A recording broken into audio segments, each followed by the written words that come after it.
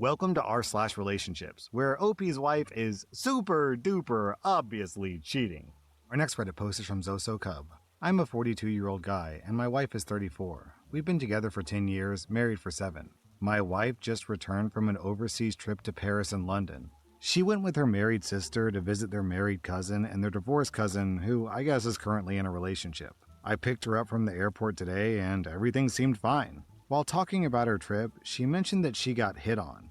That a guy approached her and asked her for her number and invited her back to his place, to which she responded, "Hell no." I was curious to see if they had exchanged texts just to see what was said, assuming it happened exactly as she said. In her texts, I saw one from Hinge, the type of confirmation text you get when creating an account. I was beyond surprised. I started shaking. I checked her internet search history, and there was one for best dating apps in London. I checked her app history, and she downloaded it all the way back in October 2023, and even paid the $49 subscription fee. I looked further and saw that she also downloaded Bumble as recently as March of this year. We have 2 young girls, and I love her so much. Can you think of any possibility other than emotional cheating? Then OP posted an update. What a relief! I know my wife very well, and we have a very healthy relationship. I knew deep down she wasn't capable of cheating, although I know that flirtatious DMs could have been a possibility. The app download from 2023 and the paid subscription was for a friend.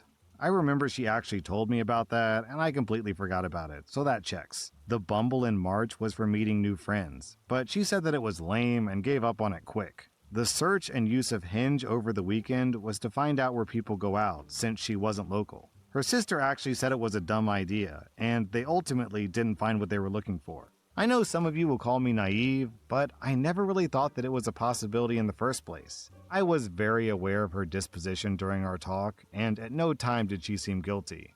She seemed genuinely dumbfounded. Thank you to all who offered words of wisdom and support. Okay, OP, I honestly wish the best for you.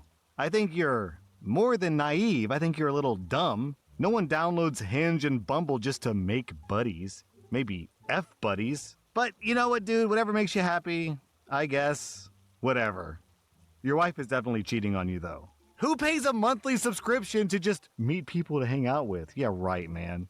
Our next Reddit post is from New Duck. I'm writing this from the bathroom because I'm literally hiding from the shame. I need to vent because I feel like I'm losing my mind. I'm a 27-year-old guy, and my girlfriend is 26. We've been together for 3 years, and she's the most thoughtful person on earth. She remembers everything. Dates, my distant friends' names, exactly which foods I love and which ones I hate. I, on the other hand, am a disaster with memory. My brain is like a web browser with 50 tabs open, and half of them are frozen. Knowing this, I wanted to do things right this year. 2 months ago, I bought the perfect gift. It's a vintage, first edition copy of her absolute favorite book, The Princess Bride, which was incredibly hard to find. I was so proud of myself for being so ahead of the game. The problem is, because I bought it so early, I hid it in a safe place so she wouldn't accidentally find it while we were cleaning or looking for stuff. I told myself, obviously, this spot is perfect. There's no way I'll forget this. Well, our anniversary arrived yesterday. We had a romantic dinner at home. She gave me my gift, an incredible watch engraved with our initials. I teared up a bit.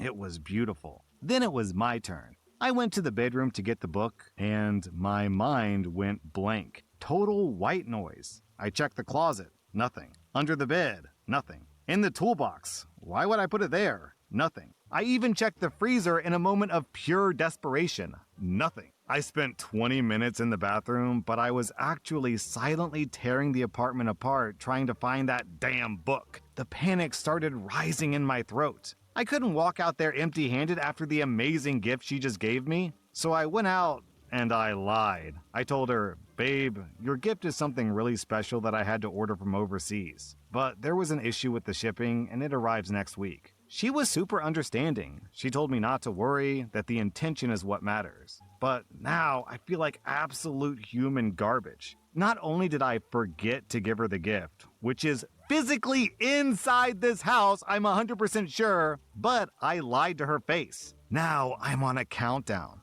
I have 1 week to find where the hell I hid that book before she realizes there's no tracking number and no pending shipment. I've checked places in my own house that I didn't even know existed. The worst part is that this happens to me all the time with small things, but I've never screwed up on this level before. I feel like my mental disorganization is starting to affect my relationship, and I'm terrified she's going to get tired of having a boyfriend who seems like he doesn't care, when in reality, I care too much. My brain just refuses to cooperate. I need advice on how to handle this with her. Should I come clean now and admit that I lost it inside the house, or should I use this week to tear the apartment apart? How do I explain this without looking like I don't care? OP, you're not the only one. There were several stories of people who bought a bunch of Bitcoin, put those Bitcoin into a password-protected account or password-protected hard drive, and then forgot. Either forgot the password or forgot where they placed the hard drive, and now they've got like $50 million in Bitcoin sitting in a hard drive that they can't get access to.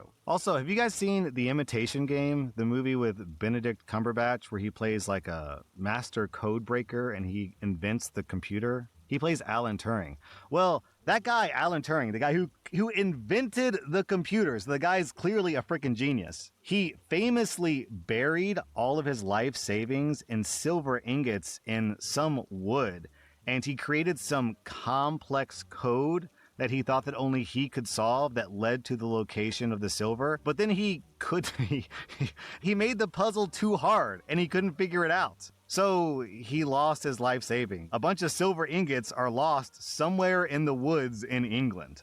Also, in doing research about the Alan Turing story, I found this story on Reddit. This is how stupid I was when I was a kid. I buried $20 in a wooden box that my grandfather gave me. I think it was a cigarette box popular in the 50s, now that I think back. Anyway, I put the $20 in the box and buried the box in my backyard. It's not a huge backyard, but the job is done, the money's safe. I thought. The next day, I went out looking for that box and just couldn't find it. I looked and looked, dug what I thought was the whole backyard up. I did this for a few summers. Couldn't find it. This was in the late 70s. I told my sister about it a few years ago, and she told me she saw me bury it and went out after dinner that same evening and dug it up. My heart ached so deeply for that $20 over the years. Our next Reddit post is from Eda Moonpie. This is so effing ridiculous, I don't know where to start. For as long as I can remember, my brother's been the golden boy, and I've been the screw-up. I'm obviously an accident birth. I had some difficulties in school, and by the time I came around, my parents were peaking in their careers and too busy for me, and my older brother was too old to hang out with me. About 2 years ago, Golden Boy introduced us to his girlfriend, Sarah. She's beautiful and tall and tragic. Exactly my brother's type. Sarah said that she was previously married, but her husband suddenly died from a rare heart condition. Basically, he dropped dead at the age of like 29. In the aftermath, she left her home state, went no contact with her family and old friends, moved across the country, and reinvented herself. This was like 4 years ago. Immediately, I did not like her. She seemed fake. It was just a vibe thing that I couldn't vocalize. But also, it didn't matter. My parents loved Sarah. Like, the moment they met her, they started including her in family vacations, birthday dinners, and within a few months, my mom was saying stuff like, "I think she's the one for your brother." Sarah has no social media. She has a super unusual last name, and over the past 2 years, I've Googled her from time to time. Some recent stuff comes up, like stuff related to her job, but nothing from before her move, and nothing related to her dead husband. Nothing comes up, and she's cagey and weird about him. If you ask anything about what he was like or his name, she gets teary and then Golden Boy jumps in. She and my brother got engaged a few months ago, so every conversation right now is about wedding planning.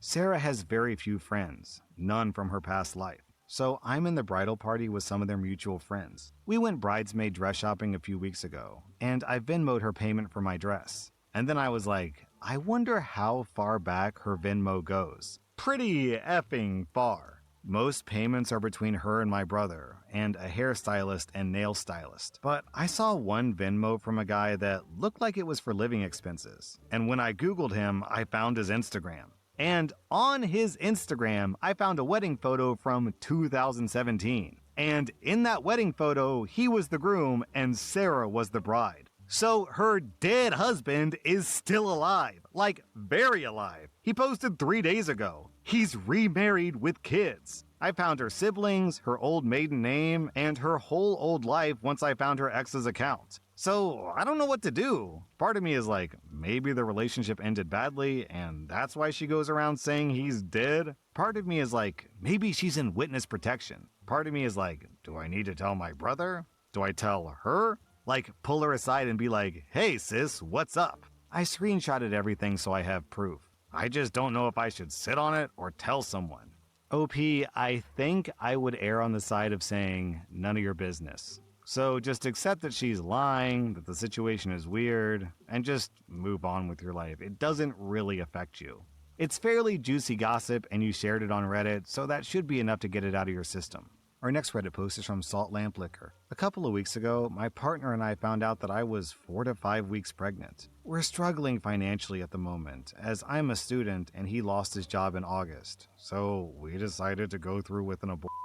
We found out on Saturday, and the pills arrived on Wednesday. I planned to take the pills that start the abortion on a Thursday night after my classes were done for the week. I ended up missing some classes and leaving my internship early because I was throwing up often and felt extremely nauseous. The days leading up to Thursday were tough because of the nausea and anxiety I felt. My partner was there, but was emotionally distant as he spiraled about money several times during the week. Thursday night came and I was getting ready to do the pills. I was very anxious. The instructions said to take ibuprofen and Tylenol before starting. My partner didn't give me enough ibuprofen and told me to use his marijuana pen instead of Tylenol. We went back and forth as I was nervous to stray from the instructions, but ultimately I trusted his judgment. I came to regret that. The pain started almost immediately and quickly became severe. It was the worst pain I've ever felt. My partner tried to rub my back, but him touching me made the pain worse. I shook uncontrollably and vomited several times. It wasn't long until I was begging for Tylenol, so my partner got some for me. At that point, it didn't help at all. Heat also didn't help. 4.5 hours into this, at 2 a.m., I reached the limit of what I could handle and begged my partner to take me to the emergency room for some stronger pain relief. I was also having anxiety that something wasn't right, and I wanted to seek a medical professional. We had decided to do this all at home because we didn't want anyone to know, but at this point, I no longer cared. My partner freaked out when I asked to go to the emergency room, yelling and refusing to take me. I cried and begged him as I laid there, since I couldn't get up on my own. I told him I would call my mom, who didn't know what was going on, or 911 if he wouldn't take me. At this point, he got out of bed and stormed around the room angrily, gathering clothes to put on. He continued to yell and try to refuse while standing in front of me, clenching his fists. He told me to just wait and see how I felt, but I felt like I'd already been waiting 4.5 hours. I ended up staying home, and the pain miraculously lessened 15 minutes later, enough for me to go to sleep. When I woke up the next morning, I was in pain but could manage better. I had this horrible sinking feeling about what had happened. I was shocked that he would yell at me and make me scared when I was so vulnerable and suffering. Our relationship hasn't been the same since, even though we've talked about it many times since. I just don't feel like I can trust him fully, although I want to. He's a wonderful person and has taken care of me many times in the past. I just can't believe he would refuse me medical care to protect his reputation. The following 4 days, I was in a lot of pain and bleeding significantly. He rushed to get things back to normal, directing his energy back to work and initiating intercourse Friday afternoon. I told him I wasn't ready, and even though he would accept it, he tried again several times each day. I just don't know what to do. I feel betrayed, confused, and like my pain and suffering doesn't matter. How can we repair our relationship? Girl, you don't. You leave him. Oh my god, how is this not a wake-up call for you? You're basically doubled over in pain, weeping and bleeding, and he's like, hey, babe, how about we go to the bedroom and make things spicy? Our next Reddit post is from Andriel Du. I'm a 23-year-old guy, and I'm a police officer in Romania.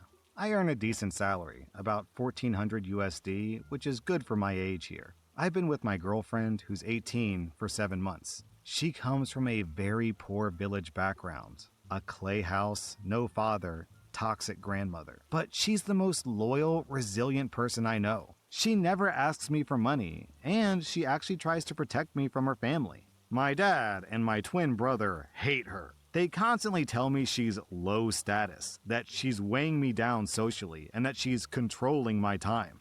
My brother even tracks my location on my phone and reports to my dad if I spend too much time with her. They recently staged an intervention claiming she has a bad history, based on village gossip from when she was 14, and that she's disrespectful. The proof? She recently panicked after breaking a window at a cafe and joked that I had 5 minutes to come help her, which my dad overheard and took it as her treating me like a slave. In reality, she was just scared and needed help.